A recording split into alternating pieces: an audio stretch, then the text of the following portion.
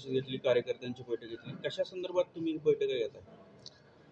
आपल्या महाराष्ट्राला जो शेतकरी आत्महत्येचा कलंक लागलेला आहे, छत्रपती शिवाजी महाराजांचा महाराष्ट्र, डॉक्टर बाबासाहेब आंबेडकरांचा, फुल्यांचा महाराष्ट्र, पण हा कलंक पुसण्यासाठी आम्ही हे प्रयत्न सुरू केलेले आहेत. हे लक्षात ठेवा की शेतकऱ्यांचं कर्ज आहे आणि त्या कर्जाच्यामुळं आत्महत्या होत आहेत, शेतीमालाला भाव नसल्यामुळं कर्ज होतं आहे. तर या सगळ्या गोष्टी पुण्याला एक मोठी परिषद घेऊन म्हणजे आम्ही धरणे आंदोलन उभं करणार आहोत, मोर्चा काढणार आहोत आणि 9 ऑगस्ट या क्रांतीदिनी हे सगळं करणार आहोत.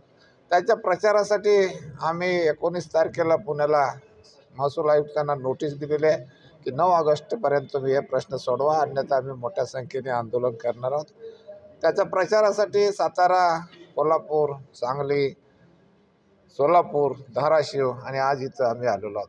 असंच आम्ही कशा स्वरूपाचं आंदोलन असणार आहे? याच्यामध्ये मोठ्या संख्येने 9 ऑगस्टला शेतकरी रस्त्यावर उतरतील, सोबत ट्रॅक्टर असतील, वाहनं असतील, बाकीच्या मोटरसायकली असतील आणि काही रेल्वेने येतील आणि तिथं आम्ही बेमुदत धरणे आंदोलनाच्या तयारीनं हे कार्यक्रम करणार आहोत. आता बोलताना म्हणलं विलासराव